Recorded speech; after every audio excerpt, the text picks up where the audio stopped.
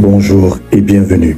Dans cette vidéo, j'aimerais donner mon point de vue sur les récentes déclarations de son éminence l'archevêque Kodja, président de la conférence des évêques des églises évangéliques de Côte d'Ivoire, et de Jean-Pierre Coutois, l'archevêque des églises catholiques.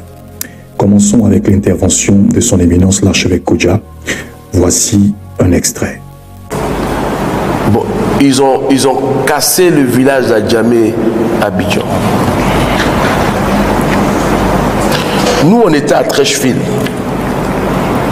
Mais Oufouette Boigny, là, quand il veut casser un quartier, là, c'est qu'il t'a déjà logé dans un autre quartier.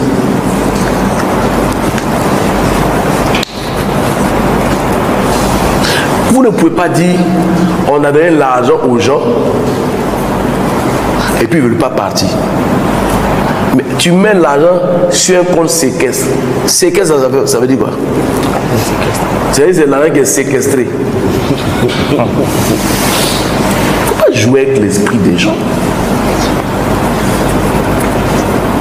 Les gens, c'est vrai qu'ils ne sont pas trop chauds, mais on doit avoir la patience. C'est un village, ce n'est pas un quartier. Les Hébriers vous ont tout donné. Les Hébriers vous ont tout donné. Ils n'ont plus de visa. Vous avez pris leur plantation, vous avez pris leur terre. Mais un peu de respect. Tu ne peux pas chasser un propriétaire terrien chez lui. Et puis tu trouves que c'est normal. Je dis c'est pas normal. C'est pas normal. Les Hébriers ont tout donné. Au moins un peu de respect. Nous on était au plateau. Du plateau nous a amenés à Trècheville. De Trècheville nous a amenés à Marc. On a accepté parce que Oufoué savait parler aux gens. Voilà. Moi, je ne suis pas d'accord avec ça. Ça ne me plaît pas. Je ne parle pas parce qu'il ne peut rien faire, mais ça ne me plaît pas. Et je vous dis ça, ça ne me plaît pas. On ne peut pas humilier les gens. Et puis, ça veut dire que toi, tu voles la montre de quelqu'un, tu lui donnes l'heure, tu veux qu'il te dise merci. Quand toi, tu dis un compte séquestre là, pendant que le compte est séquestré là, la maison que tu as cassée, tu veux qu'il dorme où? Tu veux qu'il habite où? Tu veux qu'il dorme où? Pas faire ça. On est tous des Ivoiriens. Il ne faut pas faire ça. Ils ont cassé l'immeuble Nangu Abrouka, c'est le prince des Hébriers. Il y a des symboles qu'on ne touche pas. Je suis désolé. Et on ne veut pas qu'on parle. Mais écoute, la Côte d'Ivoire n'a pas commencé hier. Il y a des gens qui sont fiers de ça. C'est-à-dire que leur nom là, ils cassent les maisons des gens. C'est bien.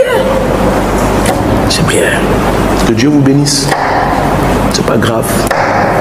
Vous prenez un Hébrien d'Adjamé, tu vas aller le loger à Niama. Vous savez que c'est une insulte pour eux?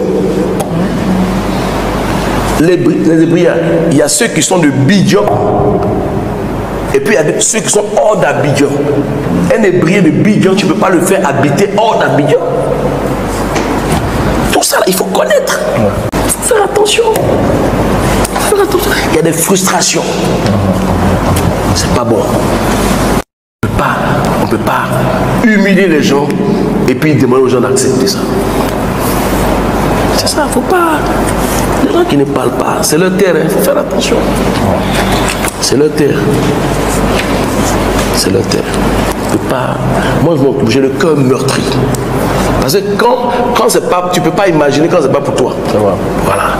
Si c'est ceux qui parlent là, si c'est dans ton village, on va casser la maison de tes parents là, tu ne vas pas dire la même chose. Même si on doit les faire partir, il y a la manière, on s'assoit, on négocie. Ils vont pas. C'est en centre-ville. On peut les loger quelque part. Calmer le jeu, les gérer un peu. Ils vont partir. Mais mettons la politique de côté. En vérité, les propos de cet homme de Dieu sont de très bons conseils.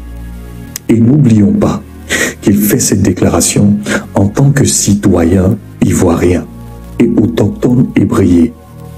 Donc c'est son droit le plus légitime. Il n'y a pas un seul Ivoirien qui approuve ce qui se passe en ce moment et qui acceptera de s'asseoir là-dessus et de vivre avec ça comme si tout allait bien. Son intervention n'est que l'expression du ressenti des peuples adjacents. Je pense sincèrement qu'il n'y a pas un seul Ivoirien qui ne compatit pas à la douleur d'Adjamé Village. En quoi est-ce que les dires de ce patriarche peuvent-ils déranger? Lorsque l'abbé Abékan a parlé, ça a dérangé. L'archevêque Kodja a parlé, ça dérange.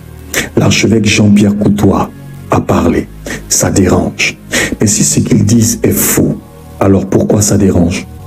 Urbaine de la ville d'Abidjan, donc certains villages qui sont encore dans la ville d'Abidjan et surtout qui vivent comme au village dans la ville d'Abidjan.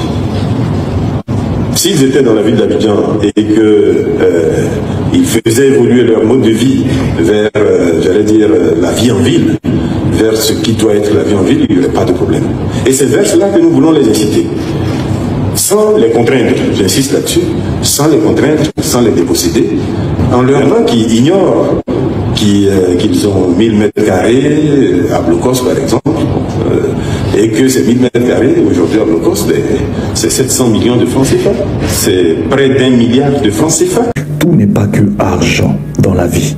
Et je pense, à mon humble avis, qu'il est évident de constater qu'ils ont été contraints de quitter leur village. Ils ont été déguerpis. C'est comme si l'on effaçait leur histoire, leurs origines et leur culture. Les images sont insoutenables, à la limite révoltantes. Et c'est ce gueulard de Koukounion Chris, dit Johnny Pacheco, qu'on envoie pour répondre à une principauté, une autorité spirituelle dans cette nation. Sauf que sa réponse n'entache en rien la véracité des propos de son éminence l'archevêque Kodja. Bien au contraire, cela vient confirmer tout ce que la majorité des Ivoiriens pensent. Oh non, un pasteur ne doit pas parler de libation, blablabla, blablabla, pour ne rien dire. Johnny, ton ignorance est notoire parce que tu n'utilises pas ta matière grise. Laisse-moi te dire ceci. Lorsque tu voudras effectuer une activité religieuse dans un village, tu auras toujours besoin de l'autorisation et de la permission du chef de ce village et de ses notables.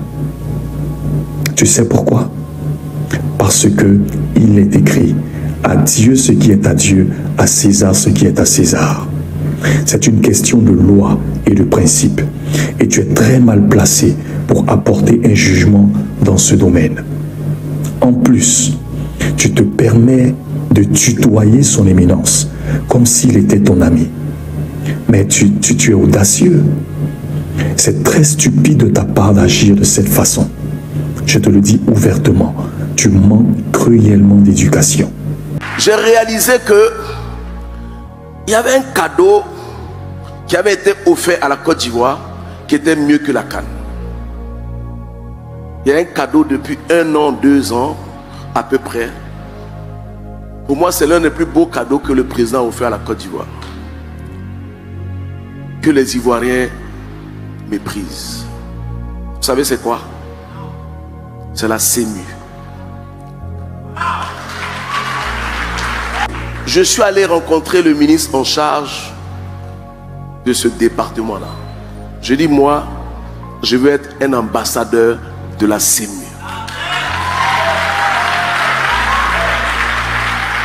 J'ai fait beaucoup de pays d'Afrique. Je ne sais pas s'il y en a, mais très peu. Peut-être en France, j'en ai pas vu. Donc lundi dernier, on a eu un conclave avec les évêques à Yamoussoukro pour parler de ça. Parce que je suis le président des évêques de Côte d'Ivoire. J'ai présenté ça à mes pairs et ils ont accepté. Donc à partir du mois de septembre, on va démarrer une campagne pour la CEMU. C'est faux!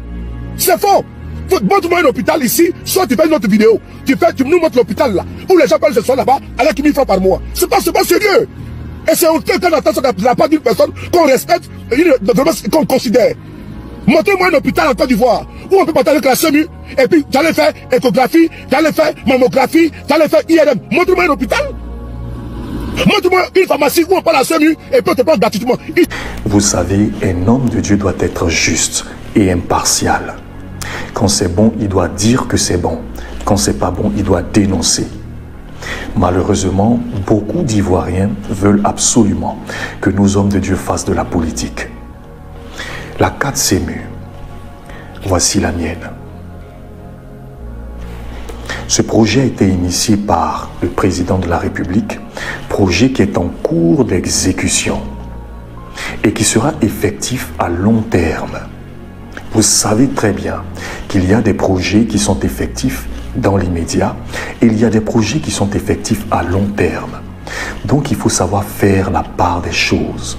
La gestion d'un État est une continuité, ce qui veut dire que les successeurs du président de la République pourront s'en servir comme un puissant instrument dans le domaine de la santé. Voilà ce que beaucoup n'ont pas compris dans la démarche de l'archevêque. C'est un grand visionnaire qui perçoit les choses longtemps en avance. Croyez-moi, ceux qui le persécutent aujourd'hui seront les mêmes qui vont le féliciter demain. Et c'est vraiment regrettable et même honteux de constater que certains activistes que nous suivons de temps à autre ne parviennent pas à comprendre une situation aussi simple. C'est parce qu'ils ne sont pas objectifs. C'est de la sensibilisation qu'il veut faire. Il n'a jamais déclaré que ce projet était effectif sur toute l'étendue du territoire.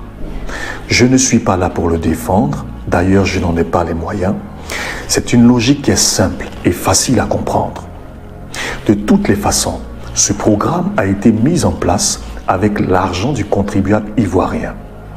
Donc il nous revient de nous approprier ce programme et de faire en sorte qu'il marche pour nous-mêmes, pour nos enfants et même pour nos petits-enfants. Imaginons un instant que ce projet devienne une réalité dans le quotidien des Ivoiriens. C'est de ça qu'il s'agit. Monsieur le Premier ministre, représentant le président de la République, Excellence, autorité distinguée, chers prêtres, religieux et religieuses, chers frères et sœurs dans le Christ, il faut savoir partir. En effet, lorsque l'on a épuisé son utilité, la joyeuse acceptation de son inutilité est un service grandiose, car les éternels permanents finissent toujours par agacer et l'amour se transforme en haine.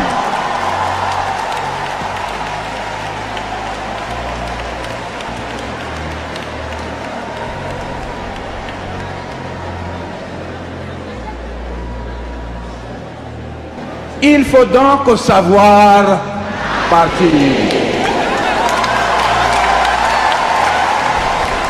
Voilà encore les bons conseils d'un homme de Dieu.